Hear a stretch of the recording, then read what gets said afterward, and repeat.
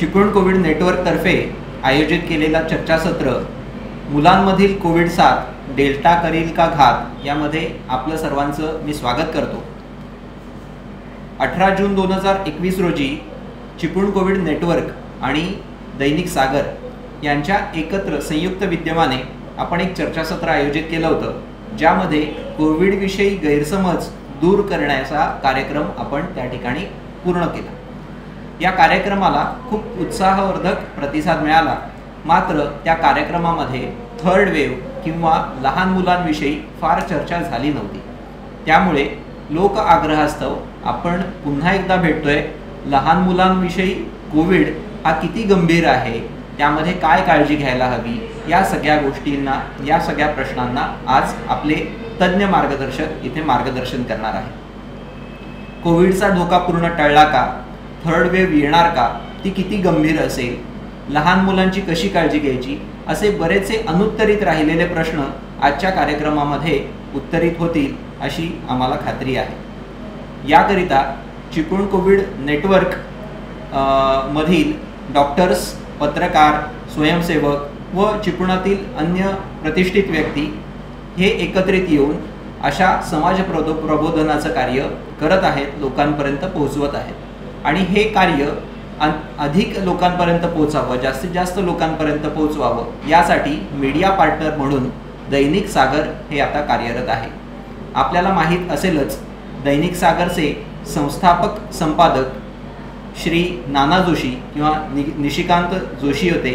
त्यांनी लावलेलं हे रोप आज वटवृक्ष झालेलं आहे। 57 वर्ष पत्रकारितेचा इतिहास असलेलं हे दैनिक कोकणातील अग्रगण्य दैनिक म्हणून नावारूपाला आलेलं आहे। याच्या 5 आवृत्त्या रत्नागिरी, रायगड, ठाणे, मुंबई व सिंधुदुर्ग या ठिकाणी प्रसिद्ध होतात। त्यांनी चिपळूण कोविड नेटवर्कला सहाय्य केलं आणि ही जी माहिती आहे, सकारात्मक माहिती, खात्रीशीर माहिती लोकांपर्यंत पोहोचवण्यासाठी सहाय्य केलं।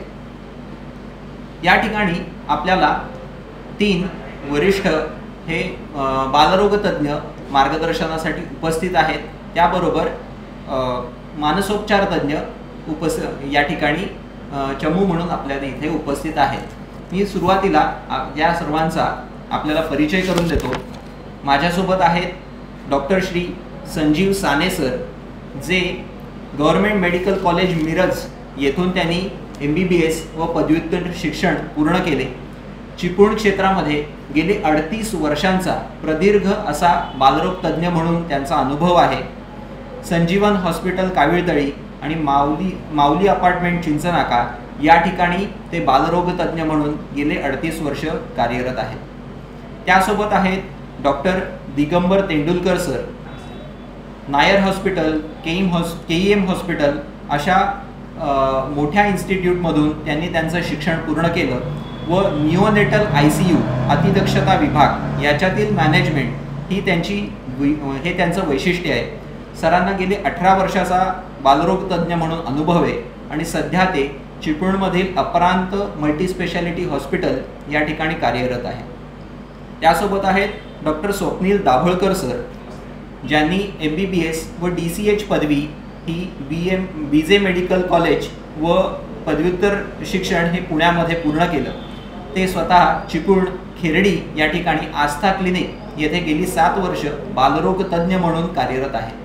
त्यासोबत आहेत डॉक्टर श्रुतिका कोतकुंडे मॅडम, ज्यांनी MBBS व MD सायकियाट्री हे मुंबईतून शिक्षण पूर्ण केलं। MRC सायकियाट्री हे शिक्षण लंडन येथून पूर्ण केलं। सजग स्वास्थ्य क्लिनिकमध्ये मानसोपचार तज्ञ म्हणून त्या गेले 8 वर्ष कार्यरत आहेत। प्रिव्हेंटिव्ह सायकियाट्री यामध्ये त्यांचा विशेष अभ्यास आहे।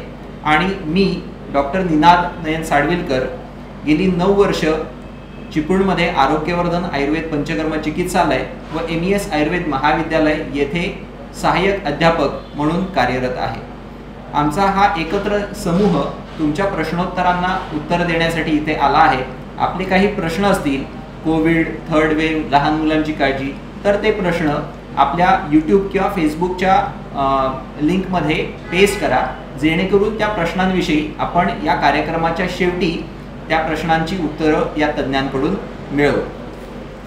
या कार्यक्रमाला सुरुवात करताना सर्वप्रथम ही थर्ड वेव्ह कितपत गंभीर आहे, लहान मुलांना या थर्ड वेव्हचा कोविडचा कितपत धोका आहे हे तज्ज्ञांकडून जाणून घेऊ. मी विनंती करतो डॉक्टर संजीव साने सरांना की त्यांनी मार्गदर्शन करावं. ही थर्ड वेव्ह जी आपण ऐकतोय ती खरंच तेवढी गंभीर आहे का, मुलांना त्रासदायक होणार आहे का, त्याविषयी आपण कृपया मार्गदर्शन करावं.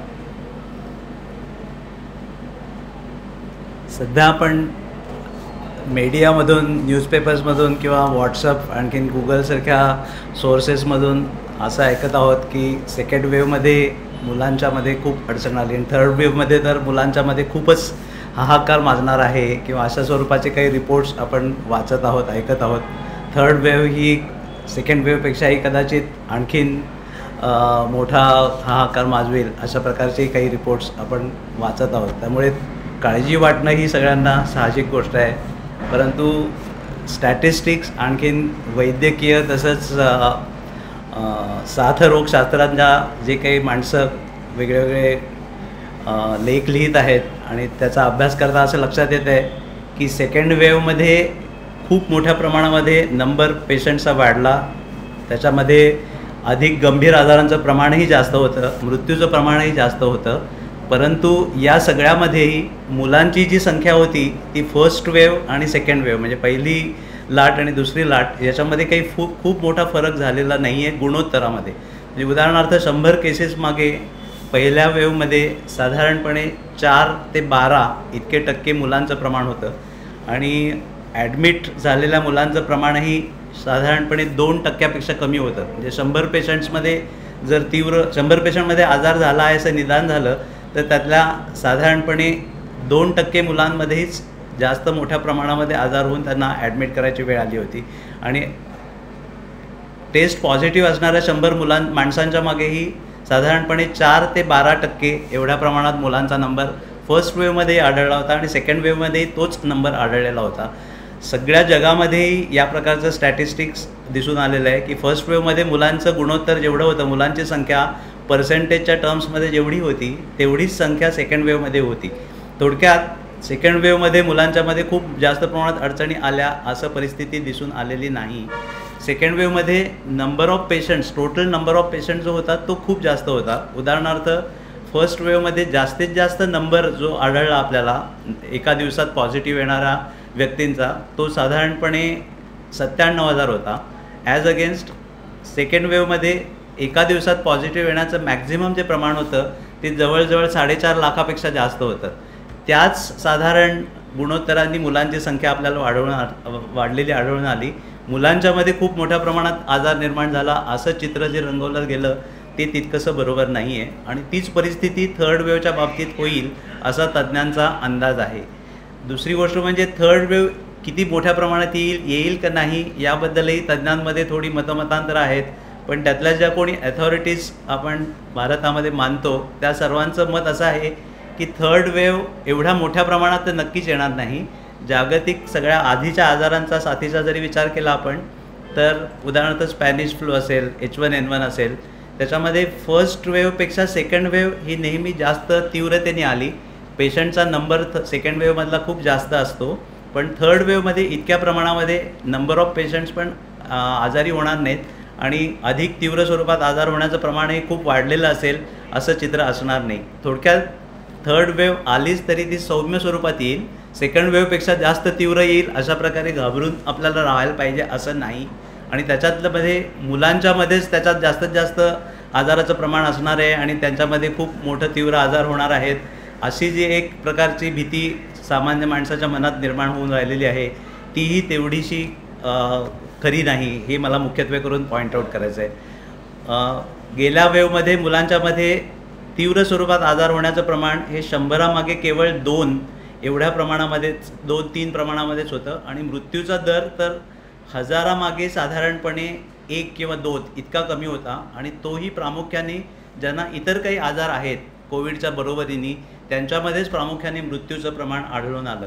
त्यामुळे आपल्या बाळाला आजार झाला म्हणजे भयंकर अगदी आकाश कोसळलं आहे आणि आता त्याचं काय होणार आहे असं चिंता करण्याचं किंचितही कारण नाही. फक्त त्याच्याबद्दलची माहिती तुम्ही पूर्णतः समजून घेणं आवश्यक आहे. त्याच्यासाठी जर डॉक्टरने तपासणी करायला सांगितली तर ती तपासणी मुख्य तातडीने करून घेणं आवश्यक आहे. ती डॉक्टरने सांगितली तरच करा, आपल्याला हवी आहे असाही विषय नाही आहे त्याच्यामध्ये.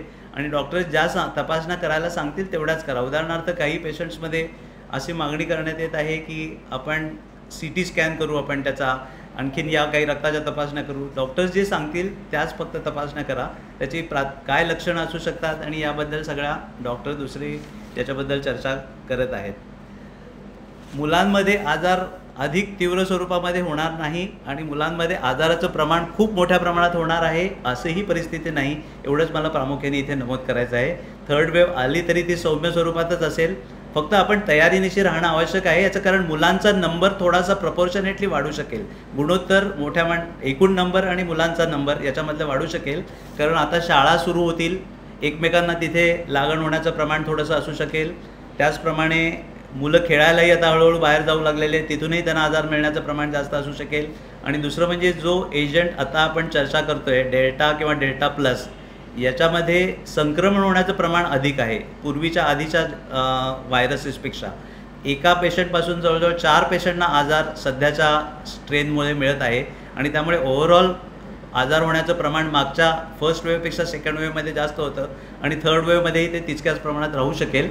परंतु आजार होऊन न गेलेली माणसं आणि लस न मिळालेली माणसं यांचं प्रमाणच एकंदर पूर्ण आपल्या लोकसंख्येच्या प्रमाणात कमी राहणार आहे.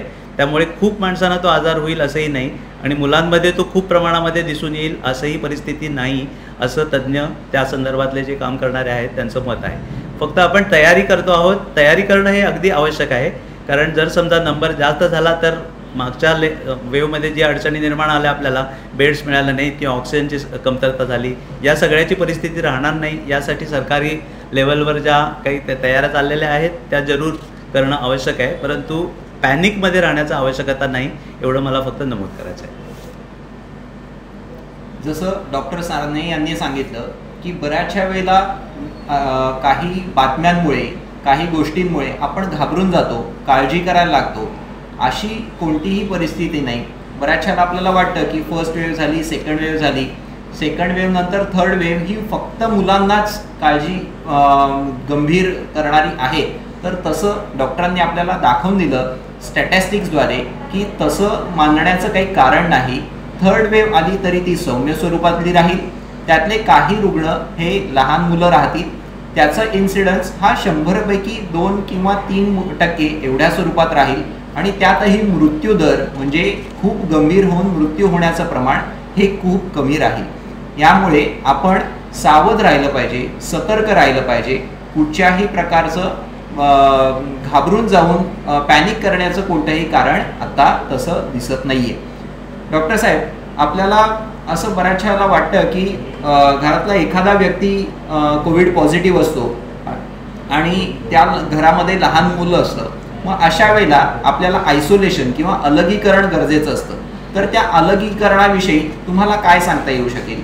किंवा लहान मूल जर पॉझिटिव्ह आहे आणि अन्य लोकांनी त्याची काळजी घ्यायची आहे, त्या दरम्यान आयसोलेशनविषयी आपण काय मार्गदर्शन कराल? आणि त्याचसोबत लहान मुलांच्या टेस्टिंगविषयी कुणी टेस्टिंग करावं त्याविषयी आपण काय मार्गदर्शन कराल? लहान मुलांच्या मध्ये आजार आहे की नाही हे आपण शोधायला कधी जाणार आहोत? 2 गोष्टी. एक तर त्या मुलाला काहीतरी लक्षणं आहेत म्हणून आपण त्याला तो आजार असू शकेल का हे पाहायला जाणार, किंवा घरामध्ये दुसऱ्या कोणाला तरी आजार आहे, मग आता ह्या मुलाला तो आजार झालेला आहे का हे बघण्यासाठीची आवश्यकता निर्माण होणार. या दोन्ही सिच्युएशनमध्ये काय करायला पाहिजे ते आपण पाहूया. एक तर मुलामध्ये जी लक्षणं येणार आहेत ती अन्य माझे सहकारी आहेत ते त्याबद्दल अधिक मार्गदर्शन करतील. परंतु ती सौम्य कुठच्याही तापाच्या इतर कुठच्याही काळामध्ये बाळांना जे छोटे छोटे आजार होतात अशा प्रकारचे आजार बाळांमध्ये जे काही लक्षणं दाखवतात त्याच प्रकारची लक्षणं कोविडमुळे सुद्धा दिसत असतात. उदाहरणार्थ बारीकशी ताप, सर्दी, काही वेळेला थोडं संडास पातळ होणं किंवा उलट्या होणं किंवा काही वेळेला खोकला, या प्रकारचीच लक्षणं प्रामुख्याने त्याच्यामध्ये आढळतात. किंबहुना 100 मुलांना जर आजार झाला तर त्यातली 50%पेक्षा जास्त मुलं एसिम्प्टोमॅटिक म्हणजे ज्यांना काहीच आजाराची लक्षणं नाहीत अशा गटामध्ये मोडतात. उरलेल्या 50%पैकी ऑलमोस्ट 45%ना सौम्य लक्षणं येतील आणि त्यातल्या 3 ते 4% मुलांनाच तीव्र लक्षणं येतील की ज्यांना हॉस्पिटलसारख्या गोष्टींची मदत घ्यायला लागेल, आणि 1% कमी मुलांना खूप तीव्र आजार की ज्यांना ICU केअर लागू शकते किंवा त्यांच्यामध्ये काही प्रमाणात मृत्यूचं आपल्याला इन्सिडेंट्स आढळून येईल. इतक्या कमी प्रमाणामध्ये मुलांना हा आजार त्रास देणारा आहे. ऑलमोस्ट 95% मुलांना हॉस्पिटलमध्ये ॲडमिट न होता घरी राहूनच त्याचे उपचार करणं शक्य होईल, अशा प्रकारची ही गोष्ट आहे. फक्त त्याला आजार आहे का नाही ही गोष्ट ठरणं ही आवश्यक गोष्ट राहते. आता घरामध्ये कुणाला तरी कॉन्टॅक्टना जर आजार आहे, आईवडिलांपैकी कुणाला तरी आहे किंवा आणि कुणाला घरामध्ये आजार आहे, अशा मुलाला जर काहीच लक्षणं नसतील तर त्याची तपासणी करायला पाहिजे असं सुद्धा नाही. त्याला तो आजार मिळालेला असू शकेल किंवा नसू शकेल, त्यांनी काही फार मोठा फरक पडत नाही.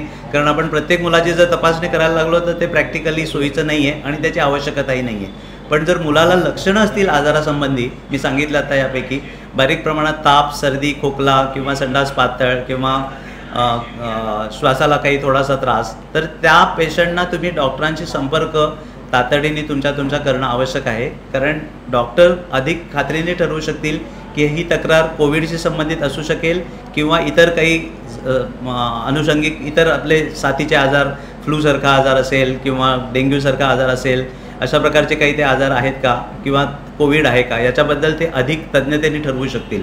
डॉक्टरांनी जर आवश्यकता तुम्हाला सांगितली की या मुलाची आपण तपासणी करून घेणं आवश्यक आहे, तर ती मात्र करण्यासाठी कुठच्याही प्रकारे नाराजी दाखवू नका किंवा टाळाटाळ करायचा प्रयत्न करू नका.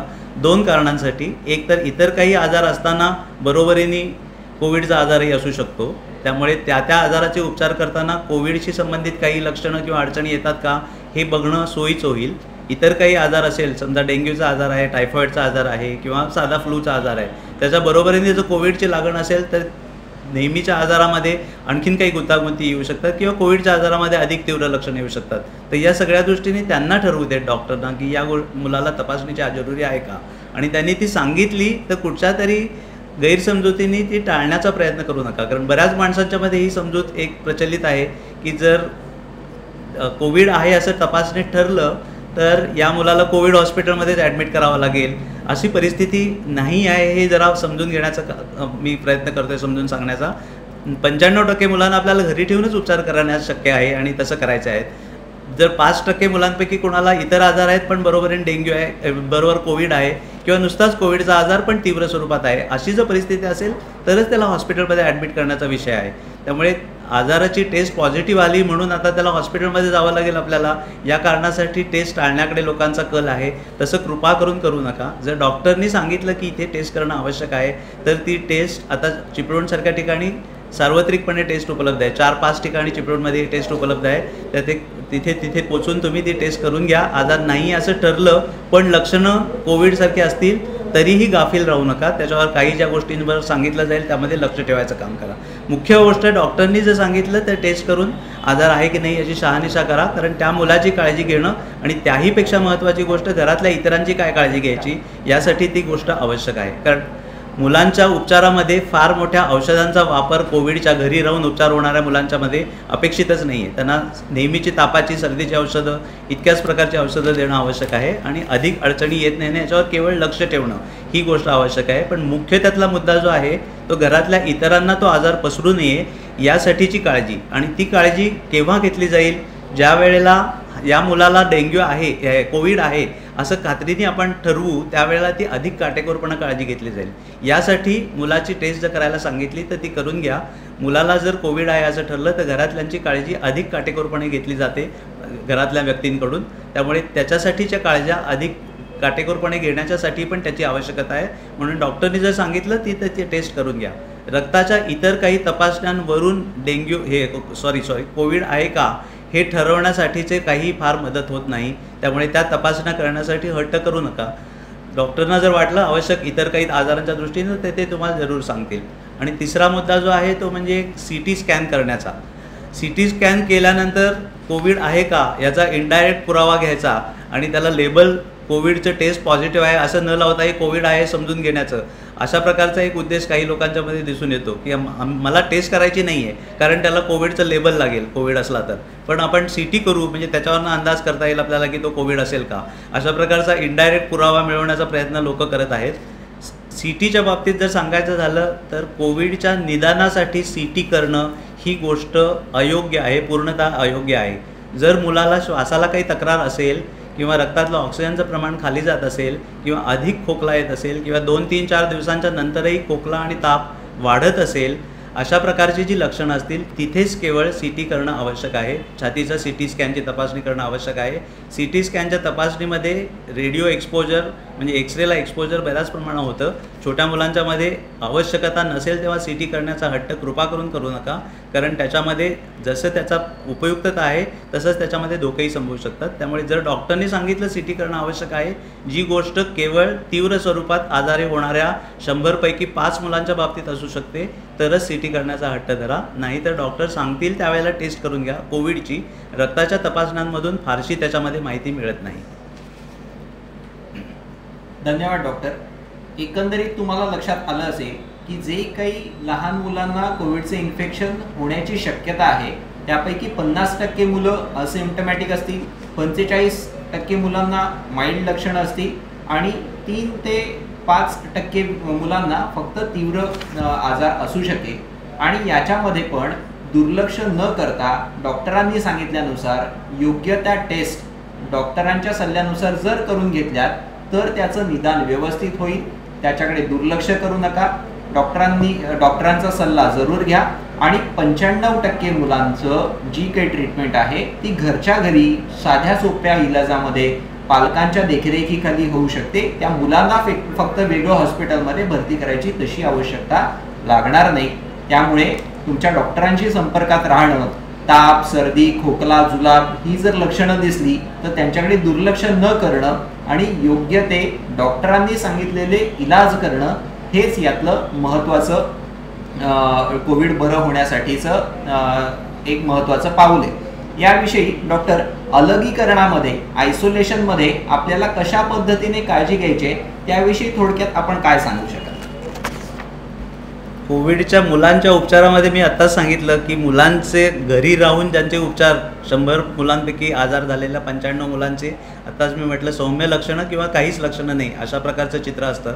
अशा मुलांना आपण घरी राहूनच त्यांच्यावर देखरेख ठेवणं आणि काही अडचणीची लक्षणं येत नाहीत ना याची देखरेख करणं हीच गोष्ट आवश्यक असते.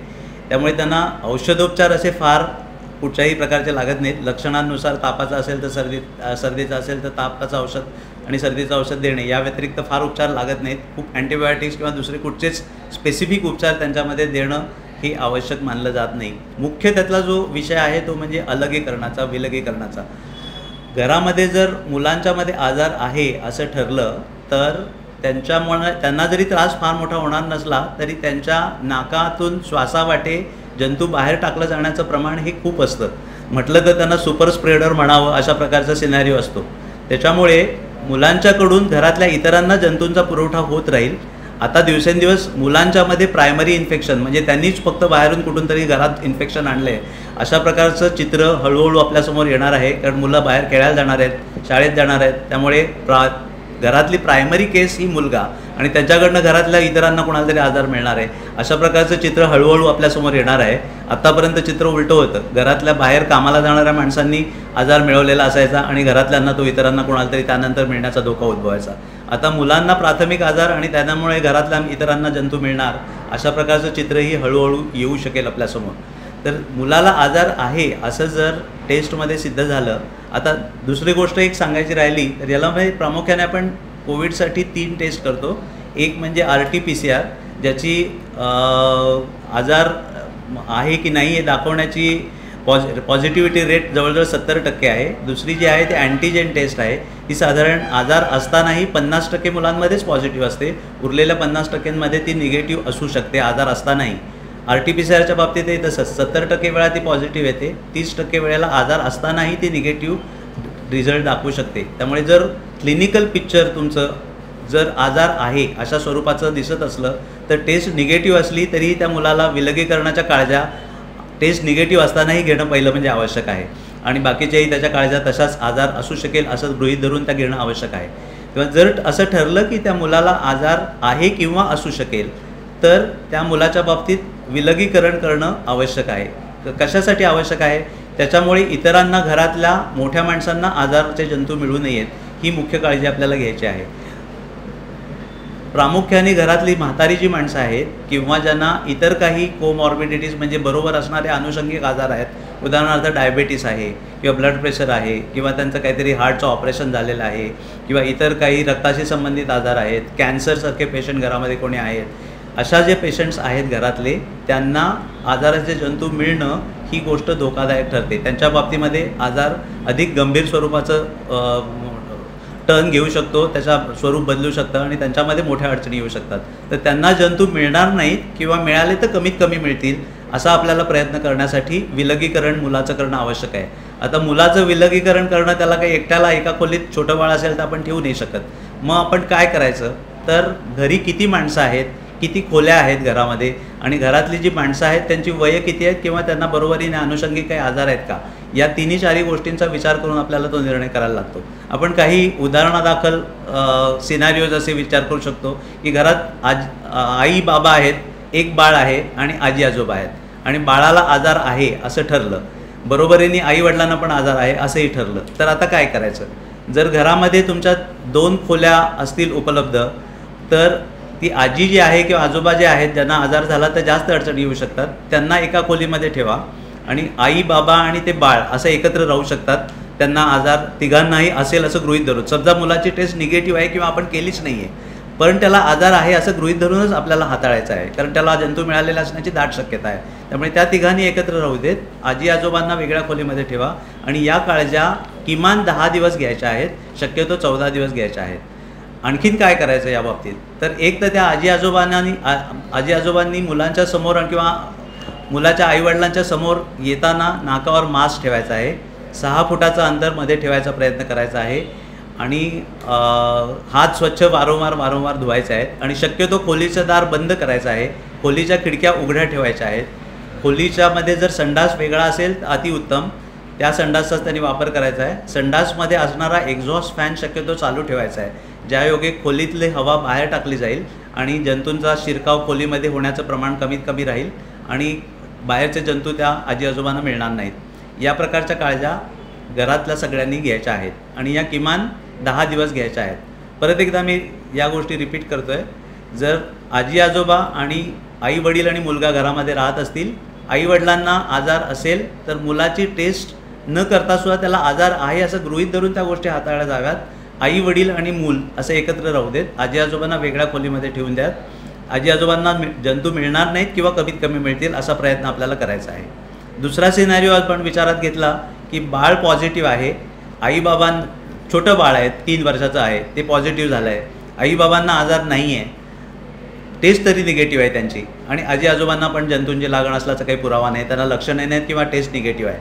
या सिनारिओमध्ये काय करायचं, या सिनारिओमध्ये सुद्धा 3 वर्षाचं बाळ काही एकटं वेगळं राहू शकत नाही, त्याला एखाद्या खोलीत ठेवणं शक्य नाही आहे. तर आई बाबा आणि ते बाळ एकत्र राहू देत, आजी आजोबांना वेगळ्या खोलीमध्ये ठेवा. आई बाबांना समजा नंतरच्या दिवसांमध्ये बाळाकडून आजार मिळालाच जरी तरी त्यांना मोठ्या अडचणी येण्याची शक्यता फार कमी आहे, पण आजी आजोबांना आजार झाला तर फार मोठे धोके येऊ शकतात. त्यामुळे आजी आजोबांना वेगळं ठेवा. ते टेस्ट निगेटिव्ह असलेले आई बाबा आणि टेस्ट पॉझिटिव्ह असलेलं बाळ यांना एकत्र राहायला हरकत नाही. अर्थात आई बाबांनी काळज्या जंतू कमीत कमी मिळतील यासाठी घेण्याचं आवश्यकता आहे. नाकावर मास्क सतत त्यांनी ठेवायचा आहे.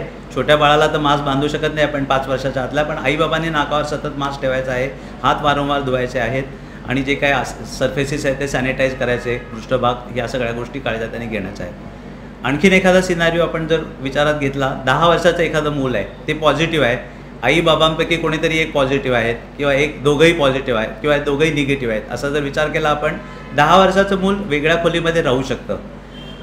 आजी आजोबा जर निगेटिव्ह असतील घरात राहणारे आणि 10 वर्षाचं मूल एकटंच पॉझिटिव्ह आहे तर त्याला वेगळ्या खोलीमध्ये ठेवा, बाकी सगळी माणसं एकत्र राहा, ज्यायोगे एकमेकांना ते जंतू मिळणार नाहीत. या सगळ्या काळज्या घरातल्या गोष्टी कशा आहेत ते बघून आणि घरातल्या कुणाला किती धोका आहे हे बघून आपण ठरवायच्या आहेत. आता छोटं बाळ आहे, अगदी नवीन जन्मलेलं किंवा जन्माला येऊ घातलेलं आणि आईला त्रास आहे, तर काय करायचं. आईला समजा टेस्ट पॉझिटिव्ह आहे आणि बाळ जन्माला आलं आहे, आईला जर काही लक्षणं कोविडशी संबंधित नसतील तर बाळ आणि आई एकत्र राहायला काही हरकत नाही. आईनी इतरांना आजार पसरू नयेत याच्यासाठीच्या सगळ्या आवश्यक काळज्या घ्यायच्या आहेत. स्वतःच्या नाकावर सतत मास्क बांधायचा आहे. बाळाला दूध द्यायलाही हरकत नाही. बाळाची टेस्ट करायची का, नाही केली तरीही हरकत नाही, त्याला आजार आहे असं गृहीत धरूनच आपण काम करणार आहोत. दोघांनीही 10 दिवस विलगीकरणात राहायचं आहे. इतर माणसांना आजार पसरणार याची काळजी घ्यायची. 10 दिवसानंतर ते इतरांच्या माणसामध्ये मिसळू शकतात. असं घरातला जो काही सिनारिओ आहे, माणसांची संख्या किती आहे, त्यातली जास्त आजार झाला तर त्रास होणारी माणसं कोण कोण आहेत, यंग कोण आहेत किंवा म्हातारी कोण आहेत, कोमॉर्बिडिटी असणारी कोण माणसं आहेत आणि खोल्या किती आहेत घरात, या सगळ्याचा विचार करून आपण विलगीकरणाचे निर्णय घ्यायचे आहेत. तिथे एकच मॉड्यूल, एकच आपण पॅटर्न लावू शकत नाही. आपल्याला काळजी अशी घ्यायची आहे की इतरांना कमीत कमी जंतू मिळतील आणि ज्याच्यात हाय रिस्क जी माणसं आहेत त्यांना तर त्याहून कमी मिळतील, त्यांना धोका कमीत कमी होईल, याची आपल्याला काळजी घ्यायची आहे. धन्यवाद डॉक्टर. एकंदरीत तुम्हाला समजलंच असेल तर एखाद्या कुटुंबामध्ये किंवा एकत्रित कुटुंबामध्ये समजा एखाद्या व्यक्तीला किंवा लहान मुलाला कोविड झाला तर तो गंभीर होण्याची शक्यता तशी कमी आहे, मात्र तो त्याच्या कोविडचे जे विषाणू आहेत तो अन्य लोकांपर्यंत पसरवू शकतो, ज्याला डॉक्टरांनी सुपर स्प्रेडर असं नाव दिलं. आणि यामुळे कोमॉर्बिड कंडिशन किंवा अन्य आजारपण असलेले किंवा इम्युनिटी कमी असलेले असे जे घरातले सदस्य आहेत यांच्यापर्यंत जर कोविड झाला तर त्यांना त्या आजाराची गंभीर दखल घ्यावी लागेल किंवा त्यांची तब्येत ही ढासळू शकेल. त्यामुळे लहान मुलांचं विलगीकरण जे किमान 10 ते 14 दिवस असावं, पॅरेंट्सनी त्यांच्यासोबत राहावं आणि ज्यांना कोमॉर्बिड कंडिशन आहेत त्यांना वेगळं ठेवावं. आणि यामध्ये तुम्हाला अजून एक मुद्दा इथे या अनुषंगाने सांगावा इथे वाटतो. लहान मुलं ही अनुकरणातून शिकतात. जर घरातले सगळे कुटुंबीय मास्क घालत असतील तर लहान मुलंही त्या अनुकरणातून मास्क घालणं शिकतं. त्यामुळे आपण सर्वांनीही मास्क घाला आणि डॉक्टरांनी सांगितल्यानुसार सगळ्या गोष्टीची काळजी घ्या. यानंतर आपण जाऊ या लहान मुलांच्या कोविडमध्ये लक्षणं नक्की असतात कशी, सौम्य लक्षणं असतात कशी ते समजून घेण्याकडे मी विनंती करतो डॉक्टर दिगंबर तेंडुलकर सरांना की त्यांनी सौम्य स्वरूपातील कोविडचा आजार हा लहान मुलांना झाला तर तो कसा ओळखायचा याविषयी मार्गदर्शन करावं. धन्यवाद. सर्वप्रथम मी या मंचावरती मला आमंत्रित केल्याबद्दल दैनिक सागर परिवार आणि चिपळूण कोविड नेटवर्क या दोघांचे आभारी आहे. त्याचबरोबर साने सरांसारख्या अतिशय ज्येष्ठ आणि तज्ज्ञ पीडियाट्रिशियन आणि डॉक्टर दाभोळकर सरांसारख्या तरुण आणि उत्साही पीडियाट्रिशियन बरोबर हा डायस शेअर करायला मला आज अतिशय आनंद होत आहे. सर्वप्रथम साने सरांनी सांगितलेला मुद्दा मी पुन्हा एकदा रिएन्फोर्स करू इच्छितो की जरी लहान मुलं आजारी पडली तरी त्यापैकी 95% मुलं ही घरच्या घरी आणि कोणत्याही ट्रीटमेंट शिवाय बरी होणारी आहेत.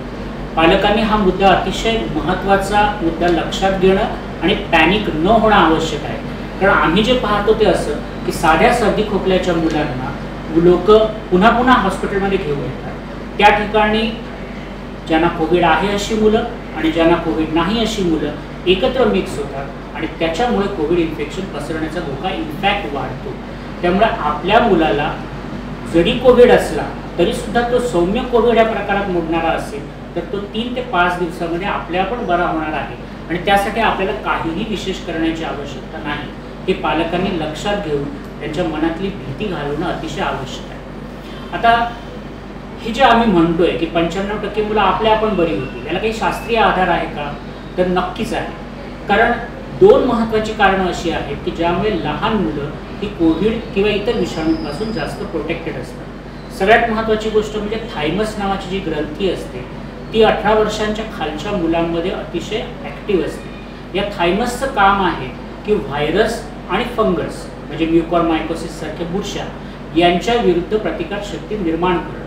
जेवढं मूल लहान तेवढं त्याची इम्युनिटी व्हायरसेस विरुद्ध जास्त. या थायमसमधून टी सेल्स आणि अँटीबॉडीज तयार होतात आणि या अँटीबॉडीज आणि या टी सेल्स व्हायरसेसचा आणि बुरशीचा प्रतिकार करतात. आणि त्यामुळे आपण नेहमीच पाहतो की लहान मुलांना झालेली सर्दी किंवा खोकला हा 3 ते 5 दिवसात आपल्या आपण बरा होतो. पण तोच सर्दी खोकला जर त्याच घरातल्या मोठ्या माणसाला झाला तर त्याला बरं व्हायला पुष्कळ जास्त दिवस लागतात. दुसरं महत्त्वाचं कारण हे म्हणजे व्हायरसला शरीरात शिरण्यासाठी, कोणत्याही व्हायरस शरीरात शिरण्यासाठी एखादा दरवाजा किंवा खिडकी पाहिजे असते, त्याच्याशिवाय तो शरीरात शिरू शकत नाही. कोविड-19साठी ही खिडकी आहे ACE2 नावाचा रिसेप्टर जो सुदैवाने लहान मुलांमध्ये अतिशय कमी प्रमाणात असतो. मोठ्या माणसामध्ये हे ACE2 रिसेप्टर्स नाकाच्या आतल्या भागामध्ये, सायनसेसमध्ये आणि घशामध्ये पुष्कळ जास्त प्रमाणात आढळतात. पण मुलांमध्ये मात्र ते जवळपास नसतात आणि त्याच्यामुळे वातावरणात जरी कोविड विषाणू तरंगत असले तरी त्यांना चिकटण्यासाठी आणि शरीराच्या पेशींमध्ये शिरण्यासाठी कमी अवसर मिळतो. आणि हेच कारण आहे की कित्येक वेळेला आईवडील पॉझिटिव्ह असतात पण मूल मात्र RAT किंवा RT-PCR निगेटिव्ह आहे. मुलांची या विषाणूला बळी पडण्याची क्षमताच मुळात कमी आहे आणि त्यामुळे 95% मुलं या आजारातून आपल्या आपण बरी होणार आहे. उरलेल्या 5% मुलांमध्ये जसं सरांनी सांगितलं त्याप्रमाणे 3-3.5% मुलांना ऑक्सिजन किंवा IV फ्लुइड्स या पद्धतीची थेरपी लागू शकेल आणि फार फार तर 1% मुलं हे ICU मध्ये जाऊ शकतात. तिसऱ्या लाटेला आपण इतकं जास्त घाबरून का आहोत? मुलं आजारी पडू नयेत किंवा मुलांना आजारी पडल्यानंतर पुन्हा जे काही ICU लागतील त्याची सरकार एवढी जास्त व्यवस्था का करते आहे? याचं कारण मुळात भारताच्या पॉप्युलेशनमध्ये दडलेलं आहे. भारताची 40% पॉप्युलेशन 25 वर्षाच्या खालची आहे आणि त्यातली 30% पॉप्युलेशन ही 20 वर्षांच्या खालची आहे. त्यामुळे जेवढ्या जास्त प्रमाणात लोक आजारी पडतील तेवढ्या जास्त प्रमाणात मुलं आजारी पडतील. मात्र हे लक्षात घेणं आवश्यक आहे की या सर्व मुलांमधल्या फार फार तर 1% मुलांना ICU ॲडमिशन लागेल. आता आपण बोलू सौम्य आजार कोविडकडे. सौम्य कोविड हा इतर कोणत्याही विषाणूमुळे होणाऱ्या सर्दी ताप खोकल्यासारखाच वागतो. पेशंटला पाहून किंवा पेशंटला क्लिनिकमध्ये तपासून आपण तो कोविडचा पेशंट आहे, सौम्य कोविडचा पेशंट आहे की तो इतर कोणत्या तरी विषाणूमुळे सर्दी ताप खोकला झालेला पेशंट आहे हे आपण ओळखू शकत नाही. सौम्य कोविडची लक्षणं ही नाकातून येणारं पाणी, नाक बंद होणं, घसा खोखवणं, सौम्य कोरडा किंवा ओला खोकला येणं आणि ताप. यातलं सर्वात महत्त्वाचे जे लक्षण आहे ते आहे ताप आणि येणारा खोकला. ही लक्षात घ्यायची बाब आहे की सुका खोकला आणि ओला खोकला याच्यावरची औषधं वेगवेगळी आहेत. त्यामुळे पालकांनी कृपा करून आपल्या पीडियाट्रिशियनच्या कन्सल्टेशननेच ही औषधं देणं आवश्यक आहे. एका प्रकारच्या खोकल्याचं औषध दुसऱ्या प्रकारच्या खोकल्याला चालत नाही. तापासाठी आपण प्लेन पॅरासिटामॉल सिरप जे आपण नेहमी वापरतो कॅल्पॉल किंवा इतर क्रोसिन नावाने ते दिवसातून 4 ते 6 वेळा मुलांना देऊ शकतो. याशिवाय गरज वाटली तर आपले पीडियाट्रिशियन आपल्याला एखादा अँटीबायोटिक देऊ शकतील, अदरवाईज त्याचीही गरज नाही. ही सर्व मुलं 3 ते 5 दिवसात बरी होतील. यातली कोणती मुलं डॉक्टरकडे नेली पाहिजे, यातली कोणती मुलं कोविड केअर सेंटरला तुम्हाला घेऊन जायला पाहिजे, ते स्पेशालिस्ट कन्सल्टेशन हे पालकांनी ओळखणं फार महत्त्वाचं आहे. आणि त्याच्यासाठी एक लिस्ट केलेली आहे, त्याला म्हणत रेड फ्लॅग साईन्स, लाल बावट्याची खुणा किंवा डोक्याच्या खुणा. त्याच्यातली सर्वात महत्त्वाची खूण आहे हा 3 ते 5 दिवसांपेक्षा जास्त काळ चालू राहणारा आणि अतिशय जास्त भरणारा ताप. नॉर्मल सर्दी खोकल्याच्या पेशंटमध्ये आपण पाहतो की पहिल्या दिवशी ताप जास्त असतो, दुसऱ्या तिसऱ्या दिवशी तो कमी होतो आणि साधारणपणे 5व्या दिवसापर्यंत नाहीसा. जर असं एखादं मूल असेल की त्याला 3ऱ्या 4थ्या 5व्या दिवशी ताप कायम आहे किंवा तो वाढतच चालला आहे तर या मुलाला 5व्या दिवशी नक्कीच बालरोग तज्ज्ञांकडे घेऊन त्याची तपासणी करून घेणं आणि त्याला स्पेशल ट्रीटमेंट देणं आवश्यक आहे. दुसरी महत्त्वाची खूण म्हणजे ताप नसलेल्या काळात ते मूल कसं वागतं. हे आपल्याला माहिती आहे की जेव्हा ताप चढलेला असतो तेव्हा बाळ मलूल असतं, नॉर्मल नसतं, त्याची ॲक्टिव्हिटी कमी असते, खाणंपिणं कमी असतं. पण ताप उतरल्यानंतर कोविडचा ताप हा साधारणपणे स्पाइसमध्ये चढतो, म्हणजे एकदा चढतो, औषध दिल्यानंतर काही तास उतरून नॉर्मल टेम्परेचर राहतं आणि त्यानंतर पुन्हा चढतो. हे जे नॉर्मल टेम्परेचरचा काळ असतो या काळामध्ये त्या बाळाला ऑब्झर्व करणं अत्यंत महत्त्वाचं आहे. या काळामध्ये जर ते बाळ मलूल किंवा निस्तेज नसेल, त्याची ॲक्टिव्हिटी नॉर्मल असेल, ते नॉर्मली खेळत असेल, खात पीत असेल तर या बाळाला डोक्याच्या बाहेर आहे असं समजायला हरकत नाही. मग हे बाळ 3ऱ्या ते 5व्या दिवशीपर्यंत ऑटोमॅटिकली नॉर्मल. तिसरी महत्त्वाची खूण आहे ती म्हणजे इनटेक आणि आउटपुट, म्हणजे ज्याला आपण ओरल इनटेक म्हणतो, ज्याला आपण तोंडाने खाणं पिणं म्हणतो. जर बाळाचं खाणं पिणं कमी असेल, त्याला दिवसातून 4 ते 6 पेक्षा कमी वेळा लघवी होत असेल किंवा लघवी होण्याचं प्रमाण थोडं थोडं असेल, लघवीचा रंग जर्द पिवळा असेल तर याचा अर्थ असा की या बाळाचा जो फ्लुइड इनटेक आहे, या बाळाने तोंडाने जे पाणी पिणं आवश्यक आहे, त्याच्या शरीरामध्ये जे द्रवपदार्थ जाणं आवश्यक आहे ते तेवढ्या प्रमाणात जात नाही आहेत आणि हे मूल 3ऱ्या किंवा 5व्या दिवशी सिव्हिअर कोविड, तीव्र कोविड या प्रकारामध्ये जाण्याची शक्यता आहे. त्याला वेळीच ट्रीटमेंट देणं आवश्यक आहे. त्यानंतर आपण बघू की रेस्पिरेटरी साईन्स काय आहेत, म्हणजे श्वासाच्या खुणा. या कोणत्याही पालकाला ओळखता येण्याजोग्या आहेत. श्वासाचा वाढलेला वेग, श्वास घेण्याचा प्रयत्न मूल व्हिजिबली करताना दिसतं. म्हणजे उदाहरणार्थ नाकपुड्या अशा पद्धतीने नाकाच्या नाकपुड्या फ्लेअर होतात, म्हणजे नाकपुड्या फेंदारल्या जातात, किंवा दोन बरगड्यांच्या मधल्या जे स्नायू असतात ते आपल्याला आत गेलेले दिसतात. मुलाला श्वास घेण्यासाठी खूप प्रयत्न करावा लागतो आहे हे दिसतं. आणि श्वासाचा वेग 30 किंवा 40 पर मिनिटापेक्षा वाढलेला दिसतो. श्वासाचा जेव्हा आवाज येतो तेव्हा त्याला आम्ही लहान मुलांचा असतो. 2 वर्षाच्या खालच्या मुलांना रेकमेंडेड लेवल आहे 96% आणि 2 वर्षाच्या वरच्या मुलांना 94%. आपल्या मुलाला फिंगर सेन्सर लावा आणि 1 मिनिट तसाच ठेवून त्याचं रिडिंग घ्या. सुरुवातीचं अगदी पहिलं जे रिडिंग येईल त्याच्यावर विश्वास ठेवू नका. मूल हालचाल करत असेल तर त्यावर विश्वास ठेवू नका. तो फिंगर सेन्सर स्थिर ठेवा आणि त्यानंतर किती रिडिंग येतं ते पहा. ते जर कंटिन्युअसली 96 किंवा 94च्या खाली जात असेल तर याचा अर्थ आपल्या मुलाला ऑक्सिजन कमी पडतोय रक्तातला आणि आपल्याला त्या मुलाला डॉक्टर दाखवायला. आणि सगळ्यात शेवटचं लक्षण म्हणजे जर मुलामध्ये कोमॉर्बिडिटीज असतात. आपल्याला मोठ्यामधल्या कोमॉर्बिडिटीज माहिती आहे, ब्लड प्रेशर, एखाद्या माणसाची झालेली बायपास किंवा डायबिटीस, पण मुलांमध्ये सुद्धा कोमॉर्बिडिटीज असतात. उदाहरणार्थ सगळ्यात कॉमन कोमॉर्बिडिटी म्हणजे अस्थमा किंवा ॲलर्जी. ज्या मुलांना अस्थमाचा त्रास आहे अशा मुलांना साहजिकच कोणत्याही रेस्पिरेटरी इन्फेक्शनचा त्रास जास्त असतो, श्वसनाच्या रोगाचा त्रास जास्त होतो आणि कोविड त्याच्यातच होतो. त्यामुळे या मुलावर जास्त लक्ष ठेवणं आवश्यक आहे. जर मुलाला कोणताही जन्मतः फुफ्फुसांचा किंवा हृदयाचा आजार असेल तर त्या मुलाला क्रिटिकल केअर लागू शकते. त्या मुलावरती जास्त लक्ष ठेवणं आणि वेळोवेळी डॉक्टरांना दाखवणं अतिशय आवश्यक आहे. एखाद्या मुलांना कॅन्सर, ल्युकेमिया जर असेल आणि त्याची ट्रीटमेंट चालू असेल तर त्यामुळे इम्युनिटी म्हणजे प्रतिकारशक्ती कमी होते, व्हायरस पसरण्याचा धोका वाढतो आणि त्याच्यामुळे न्यूमोनिया जास्त प्रमाणात होऊ शकतो. या मुलांवरती जास्त लक्ष ठेवणं आवश्यक आहे. आणि जी एक कॅटेगरी आपण नेहमी दुर्लक्ष करतो ती म्हणजे ज्युव्हेनाईल डायबेटीस. लहान मुलांमध्ये सुद्धा डायबेटीस असतो आणि डायबेटीस असलेल्या मुलांना नेहमीच मोठ्यांसारखाच कोविड-19चा धोका जास्त असतो. त्यांना मेडिकल मॉनिटरिंगखाली ठेवलं पाहिजे. माझी सर्व पालकांना अशी विनंती आहे की कृपा करून घाबरून जाऊ नका. आपलं मूल बरं होईल याची खात्री बाळगा. मात्र ही लक्षणं वेळच्या वेळी नोटीस करा आणि यापैकी कोणत्याही रेड फ्लॅग साईन्स जर दिसल्या तर डॉक्टरकडे नेणं हे अत्यंत आवश्यक आहे. तातडीची मदत मिळणं हे आपला हक्क आहे आणि आपली गरज आहे. धन्यवाद. धन्यवाद डॉक्टर तेंडुलकर. एकंदरीत डॉक्टरांनी दिलेल्या माहितीनुसार अन्य व्हायरल इन्फेक्शन्स आणि कोविड ही लक्षणं जवळपास सारखीच असतात.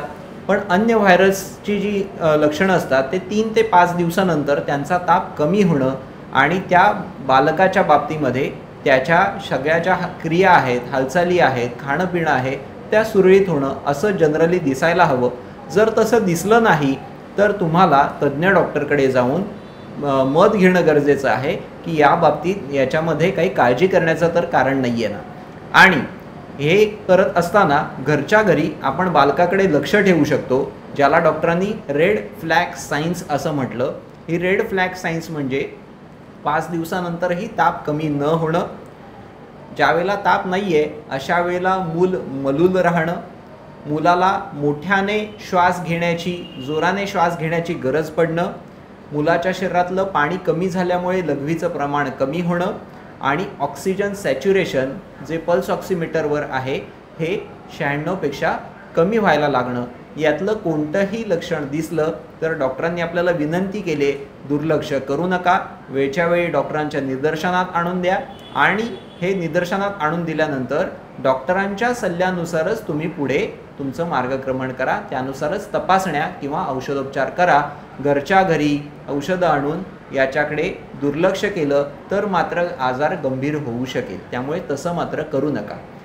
डॉक्टर साहेब, याचा पुढचा प्रश्न की हे तीव्रतेकडे हे प्रमाण जर वाढायला लागलं किंवा रेड फ्लॅग साईन्स आपल्याला दिसायला लागले तर मग हॉस्पिटलकडे कुठे कशा पद्धतीने जावं, याचं चेकिंग स्क्रीनिंग कसं करावं याविषयी आपण काय सांगाल, काय मार्गदर्शन कराल?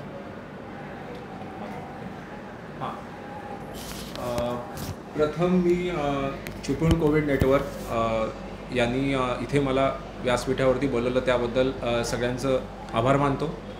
आज माझ्यासोबत खूप सिनियर बालरोग तज्ज्ञ आहेत. त्यात आमच्या सगळ्यात senior Sane sir, Tendulkar sir ह्या लोकांसोबत मी आज हा व्यासपीठ शेअर करतो आहे. हीच माझ्यासाठी खूप मोठी अभिमानाची बाब आहे. ओके, तर आता माझा पॉईंट, माझा जो बोलण्याचा टॉपिक आहे तो म्हणजे तीव्र कोविड, म्हणजे सिव्हिअर कोविड आपण ज्याला म्हणतो तो. खरं तर लोक सगळे ह्या तीव्र कोविडसाठी खूप घाबरलेले आहेत. म्हणजे आता आम्हाला जे लोक OPDमध्ये येतात त्यामध्ये सगळेजण ह्याच विषयी चर्चा करत असतात. तर साने सरांनी मगाशी जे नमूद केले त्याप्रमाणे तीव्र कोविडचं प्रमाण खूप कमी आहे. लोक ह्यासाठी उगाच पॅनिक झालेत. तर ह्यात पॅनिक होण्याचं कारण काहीच नाही आहे, पण ह्यात अलर्ट राहण्याचं नक्कीच हे आहे. म्हणजे लोकांनी अलर्ट राहणं गरजेचं आहे. पॅरेंट्सना माहीत हवं आहे की आपल्याला कधी पेडियाट्रिशियनकडे पोचायचं आहे. सो त्यासाठी तुम्ही अलर्ट राहा. तीव्र कोविडचं प्रमाण खूप कमी आहे. म्हणजे 3%, 2% ह्या घरात असतं. त्याच्यामुळे हे प्रमाण आपण निग्लिजिबल समजू शकतो. तीव्र कोविड हा डायरेक्ट प्रेझेंट कधीच करत नाही. तेंडुलकर सरांनी सांगितल्याप्रमाणे प्रथम माइल्ड कोविडची लक्षणं दिसतात आणि त्यानंतर तो हळूहळू प्रोग्रेस होऊन सिव्हिअरमध्ये रूपांतरित होतो. तर त्यात मधला महत्त्वाचा घटक म्हणजे रेड फ्लॅग साईन. हा मुद्दा सगळ्यात महत्त्वाचा आहे. तो सर्व पालकांना माझी नम्र विनंती आहे की सगळ्यांनी हा मुद्दा तुम्ही नक्कीच नोट करा. रेड फ्लॅग साईन काय असतात हे जाणून घेणं खूप खूप महत्त्वाचं आहे. त्यात सगळ्यात महत्त्वाचं म्हणजे रेस्पिरेटरी सायन्स खूप इम्पॉर्टंट आहेत. श्वसनाच्या रिलेटेड जी लक्षणं आहेत त्या बाबतीत आपण जागरूक राहणं खूप गरजेचं आहे. तर श्वसनाचा वेग हा ह्या मुलांमध्ये वाढलेला असतो. तर श्वसनाचा वेग कसा मोजावा ह्याला पण एक टेक्निक आहे. म्हणजे मूल जनरली शांत हवं आहे. शक्यतो मूल झोपलं असेल तेव्हा तुम्ही श्वसनाचा वेग मोजलात तर खूप बरं होईल. मुलाचा शर्ट वर करून पोटावरती हात ठेवा आणि हात वर खाली होईल तशा 1 पूर्ण मिनिट तुम्ही ते मोजा. त्याला पण एक कॅटेगरीज आहेत. ज्या वयाप्रमाणे तो श्वसनाचा वेग जे कट ऑफ आहेत ते वेगळे आहेत. जनरली 2 महिन्यापर्यंत आपण 60च्या पुढे जर गेला तर आपण त्याला गती वाढले असं म्हणतो. 2 महिने ते 1 वर्षामध्ये आपण 50च्या पुढे, 1 वर्ष ते 5 वर्षापर्यंत 40च्या पुढे आणि 5 वर्षाच्या पुढे जर मुलाचं वय असेल तर 30च्या पुढे जर श्वसनाची गती गेली तर तुम्ही समजून जा की आपल्या मुलाला निमोनिया किंवा काहीतरी इश्यू आहे. सो त्यावेळी तुम्हाला त्वरित बालरोग तज्ज्ञांना भेटायचं आहे. कारण की ही सगळ्यात गोल्डन स्टेप आहे की ती स्टेप जर आपण मिस केली तर मग त्याच्यापुढे खूप गंभीर परिणाम भोगावे लागतात. तर ह्यामध्ये घाबरण्याचं कारण अजिबात नाही आहे, कारण की हे खूप सोपं आहे. तुम्ही घरात हे करू शकता. दुसरी गोष्ट म्हणजे सॅच्युरेशन. आपल्या सर्वांकडे पल्स ऑक्सिमीटर आहे. जर नसेल तर नक्की घ्या. खूप मिनिमम इन्व्हेस्टमेंट आहे पण त्याचे आउटकम खूप चांगले आहेत. तर सॅच्युरेशन तुम्ही सरांनी सांगितलं त्याप्रमाणे 96च्या पुढे किंवा जी कट ऑफ आहे 94 आणि 96 ती तुम्ही लक्षात ठेवा आणि त्याप्रमाणे तुम्ही ॲक्ट करा. सिव्हिअर कोविडमध्ये हे सॅच्युरेशन 90च्या खाली जातं. त्याच्यामुळे पुढे सायनोसिसची लक्षणं दिसतात. म्हणजे काय की मुलांचे एक्स्ट्रीमिटीज आहेत, हातपाय किंवा जीभ हे काळीनिळी पडते. आणि बाकीचे पण आम्ही त्याला रेस्पिरेटरी डिस्ट्रेस म्हणतो ती लक्षणं दिसायला लागतात. रेस्पिरेटरी डिस्ट्रेस म्हणजे सरांनी ज्याप्रमाणे सांगितलं त्याप्रमाणे नेझल फ्लेअरिंग होतं, म्हणजे नाकपुडे आपल्या फुलतात. त्याच्यानंतर ग्रंटिंग म्हणजे कणण्याचा आवाज येतो, मूल कणतं. आणि हे आपल्याला नक्कीच कळतं कारण ह्या गोष्टी नॉर्मली कधी मुलामध्ये दिसत नाहीत. त्याच्यामुळे आईला ही गोष्ट सगळ्यात पहिल्यांदा जाणवते की आपलं मूल काहीतरी वेगळं करतं आहे. तिसरी गोष्ट अशी आहे की मुलाला छातीत खड्डा पडणे, म्हणजे 2 बरगड्यांच्या मधले मसल्स आकुंचन पावतात. तसंच बरगड्यांच्या खालचे आपण त्याला चेस्ट सिंड्रॉइंग म्हणतो, म्हणजे तिथे पण खड्डा पडतो. त्याच्यानंतर जर मूल बोलत असेल तर त्याला एक पूर्ण सेंटेन्स, एक पूर्ण वाक्य कंप्लीट करता येत नाही. मध्येच मुलाला धाप लागते आणि मूल श्वास घेतं. सो तेव्हा आपल्याला हे नक्कीच कळलं पाहिजे की काहीतरी गडबड आहे. त्याच्यानंतर अजून एक हे आहे ते म्हणजे बाकीच्या गोष्टी आहेत जे सरांनी सांगितल्या की मूल अजिबात खात नाही. त्याच्यानंतर लघवीचं प्रमाण हे खूप कमी झालं आहे किंवा लघवी मुलांनी केलीच नाही आहे. लघवीचा रंग खूप पिवळा आहे, म्हणजे हे बाळाला डिहायड्रेशन आहे. त्यानंतर मूल निस्तेज पडलं आहे, मुलाची ॲक्टिव्हिटी फार कमी झाली. आणि हे सगळं असेल. त्याच्यासोबत काही वेळेला काही मुलांना कावीळ दिसते, काही मुलांना झटके येऊ शकतात, फिट्स येऊ शकतात. तो ह्या सगळ्या गोष्टी असतील तर ह्या रेड फ्लॅग साईन आपण यांना म्हणतो. तर अशा सगळ्या साईन दिसल्या तर तुम्ही अजिबात घरात न थांबता, कुठलेच घरगुती उपचार न करता लगेच त्वरित तुम्ही बालरोग तज्ज्ञांशी संपर्क करा. कारण इथे आपला जो ॲक्शन टाईम आहे तो चालू होतो. माइल्ड कोविडमध्ये तुम्हाला घाबरण्याचं काही कारण नसतं. सिव्हिअर कोविड खूप रेअर आहे, त्याच्यामुळे तसं म्हटलं तर ओव्हरऑल कोविडबद्दल जास्त घाबरण्याचं कारणच नाही. तर ह्यानंतर आपण काय टेस्ट करतो, तर RT-PCR आपण करतो, जी अडल्ट्समध्ये आपण करतो. काही श्वसनाचा प्रॉब्लेम खूपच असेल तर जर बालरोग तज्ज्ञांनी सांगितलं असेल तरच तुम्ही HRCTला अप्रोच व्हा. डायरेक्ट HRCT कृपया करू नका, कारण त्यात खूप रेडिएशन आहे. सो HRCTचा शक्यतो वापर आपण टाळा. त्यानंतर अजून काही मार्कर्स आहेत की जे आपण सिव्हिअर कोविडमध्ये करतो. त्याच्यामध्ये बरेच मार्कर्स आहेत. ESRA, CRP, CBCमध्ये आपल्याला इन्फेक्शन बाकीचे कुठले आहेत का ते कळतात. हे सगळे इन्फ्लमेटरी मार्कर्स वाढलेले असतात. परत D-डायमर करतो आपण, ज्याच्यावरती आपण पुढच्या ट्रीटमेंट ठरवतो, तर ते पण वाढलेलं असतं.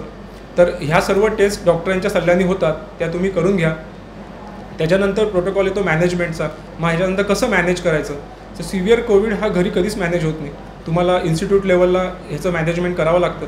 बऱ्याच केसेसमध्ये आपल्याला IV फ्लुइड्स, अँटीबायोटिक्स लागतात ट्रीटमेंट, इन्फेक्शनचं ट्रीटमेंट करायला. त्यासोबत आपल्याला हाय फ्लो ऑक्सिजन लागू शकतो, त्यासाठी व्हेंटिलेटरची गरज लागू शकते. सोबत आपण स्टिरॉइड्सचा वापर करतो. तर ह्या सर्व गोष्टी इन्स्टिट्यूट लेवललाच होतात, त्या घरात होऊ शकत नाहीत. त्याच्यामुळे लवकरात लवकर जसं तुम्ही अप्रोच व्हाल तसं पुढच्या गोष्टी, धोक्याच्या गोष्टी टाळता येतात. तर ह्या सर्व त्याच्याप्रमाणेच काही वेळेला आपण हिपॅरिन किंवा ॲस्पिरिन म्हणजे ब्लड थिनर्स पण वापरतो. हे सर्व डिसिजन पिडियाट्रिशियन्स घेतात. ह्याचा आउटकम कसा आहे, तर आउटकम सरांनी सांगितलं त्याप्रमाणेच मृत्यूदर कमी आहे खूप. आणि शक्यतो मृत्यू अशाच मुलांमध्ये की जी मुलं रिस्कला आहेत, म्हणजे ज्या मुलांना काही कोमॉर्बिडिटीज आहेत, त्याच्यामुळे त्या मुलांमध्ये ह्याचं प्रमाण फारच जास्त आहे. आता सिव्हिअर कोविडबद्दल थोडं सांगितल्यानंतर अजून एक महत्त्वाचा मुद्दा जो सध्या व्हॉट्सॲपवरती खूप चर्चेचा विषय ठरला आहे, तो म्हणजे multisystem inflammatory syndrome in children and neonates. So हे MIS-C म्हणून हा एक प्रकार आहे. त्याबद्दल आम्ही रेग्युलरली OPDमध्ये बघतो की लोक खूपच जास्त अलर्ट झालेत आणि खूपच जास्त पॅनिक झालेत.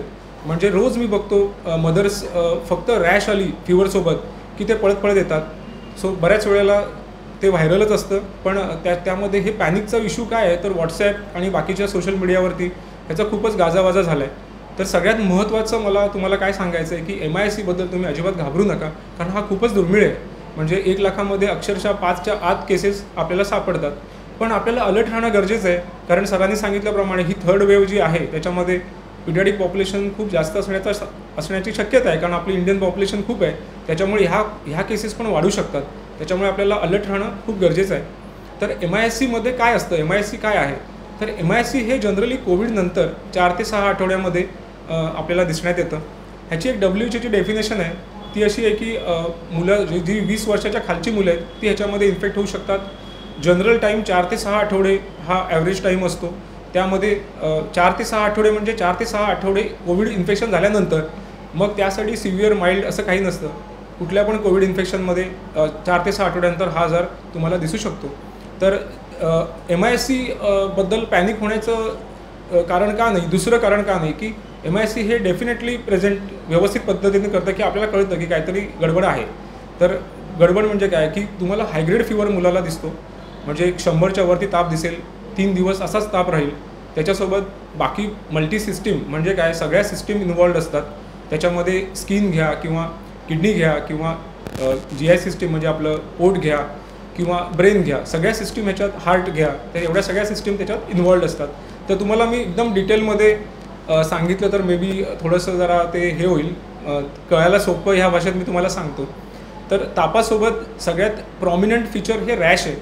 तर रॅश म्हणजे रॅश कुठल्या प्रकारची असते, तर पूर्ण स्किनवरती तुम्हाला रॅश दिसू शकते, सूज आलेली असू शकते. त्या पद्धतीनं डोळ्याचा आपला जो पांढरा भाग आहे, कंजंक्टिव्हा आपण म्हणतो, तर तो दोन्ही साईडचा लाल असतो. त्यासोबतच हाताला किंवा जिभेला किंवा तोंडामध्ये पण अल्सरेशन दिसतात, लाल दिसतं सगळं. त्यासोबतच बाकी काही सिम्पटम्स आहेत ते म्हणजे पोटाचे, जे दुसरे जास्त कॉमन जे दिसतं ते सांगतो मी. त्याच्यामध्ये उलटी येणं किंवा जुलाब चालू होणं, पोटात दुखणं, ही लक्षणं खूपच प्रामुख्यानं दिसतात. आणि अजून काही सिम्पटम्स आहेत ती म्हणजे हार्ट रिलेटेड, जी थोडीशी प्रॉब्लेमॅटिक आहेत, जी आपल्याला काही पर्टिक्युलर टेस्ट केल्यानंतर सापडतात. आता ह्यामध्ये डिटेल खूप आहे, पण मी डिटेलमध्ये जात नाही, याचं क्लासिफिकेशन आहे सगळं आहे. तर ते आपल्याला नॉर्मल पॉप्युलेशनसाठी मी थोडं सोप्या पद्धतीने सांगण्याचा प्रयत्न करेन. तर हृदयामध्ये पण काही गोष्टी दिसतात. त्याप्रमाणे ब्रेन रिलेटेड पण इन्फेक्शन्स होऊ शकतात. तर हे सिम्पटम्स आहेत आणि त्यासोबत आपल्याकडे एक एव्हिडन्स लागतो की बाबा कोविडचा एक एव्हिडन्स आहे की ह्या आधी इन्फेक्शन झालं होतं. मग आपण ते कसं करणार? तर ह्यामध्ये ॲक्टिव्ह इन्फेक्शन नसतं, त्याच्यामुळे RT-PCR तर बऱ्याच केसेसमध्ये निगेटिव्ह असते. 40% कमी केसेसमध्ये RT-PCR निगेटिव्ह दिसेल तुम्हाला. पण ह्यामध्ये प्रामुख्यानं जे अँटीबॉडीज जे आपण टायटर करतो ते खूप वाढलेलं असतं. 75% जास्त, इव्हन 80% केसेसमध्ये कोविड रिलेटेड अँटीबॉडीजचं प्रमाण वाढलेलं असतं. त्यामुळे तिथे आपल्याला निदान होऊ शकतं.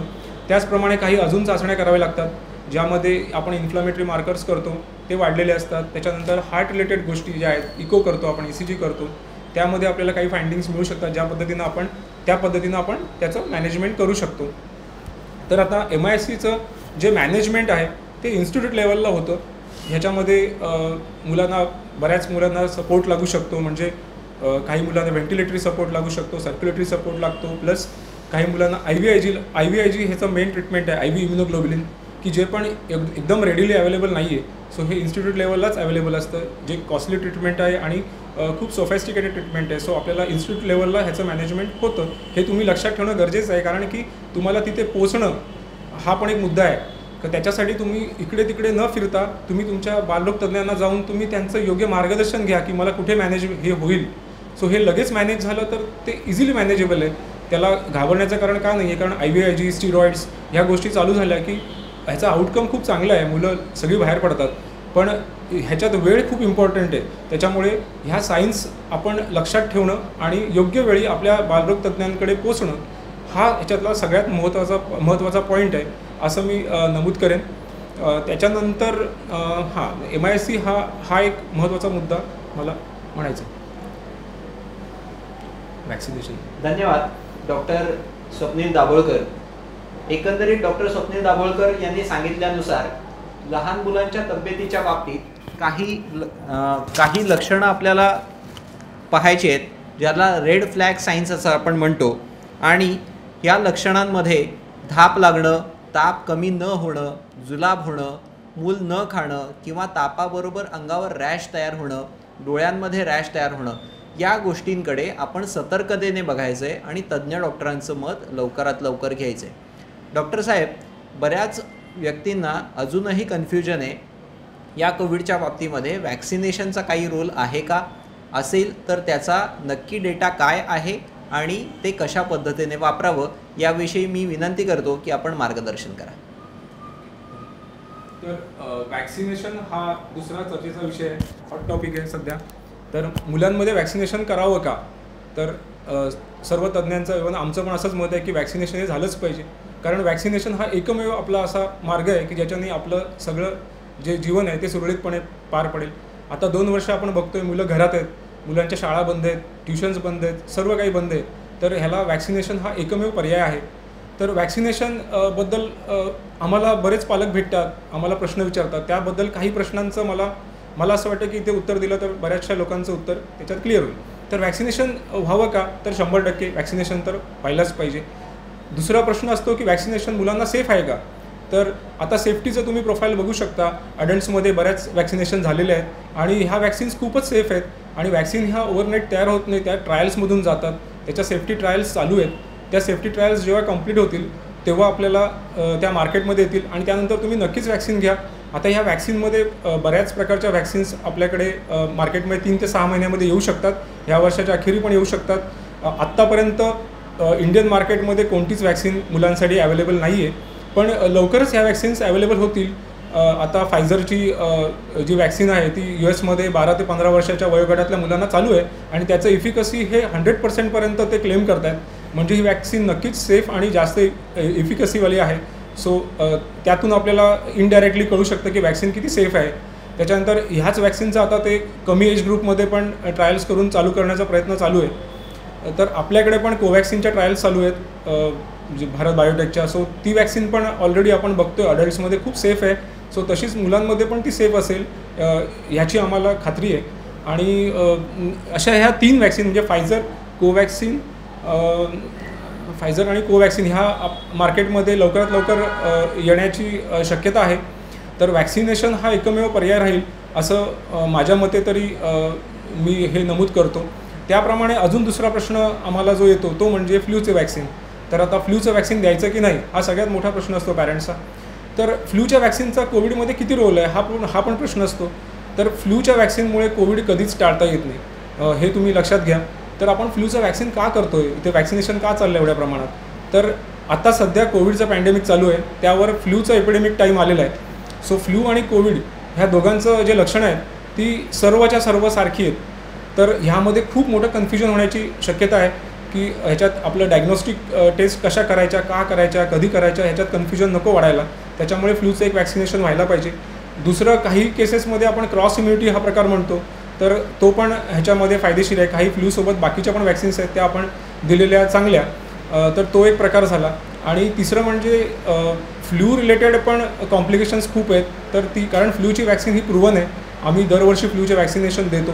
त्याच्यामुळे फ्लूचं वॅक्सिनेशन तर प्रूव्हन चांगलं वॅक्सिन आहे, ते तुम्ही घ्यायला पाहिजे. सध्याच्या घडीला आपल्याकडे कोणतंच वॅक्सिन अवेलेबल नाही आहे.